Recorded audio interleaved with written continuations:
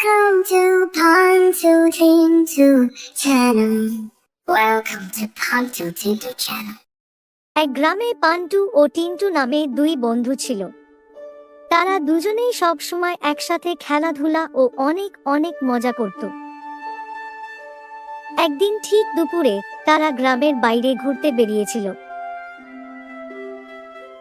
হঠাৎ তারা পাকা আমে ভর্তি একটি বিশাল আম গাছ দেখতে পেল। গাছ ভরা আম দেখে তাদের লোভ হলো। কোনো কিছু না ভেবে তারা আম পাড়তে দ্রুত গাছে উঠে পড়ল। কিন্তু ঠিক যখনই তারা আম ছিঁড়তে যাবে তখনই ওপাশ থেকে একটা ভয়ানক চিৎকার শুনতে পেল, চোর চোর চোর, হায় হায়, সব আম চুরি করে নিয়ে যাচ্ছে।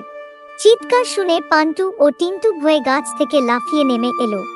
তারা দেখতে পেল একজন বৃদ্ধ লোক তাদের দিকে রাগান্বিতভাবে তাকিয়ে আছে।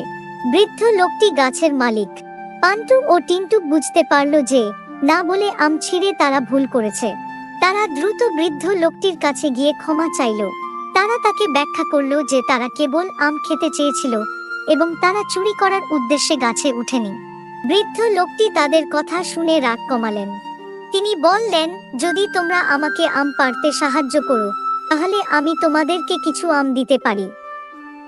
পান্টু ও টিন্টু দ্রুত রাজি হয়ে গেল।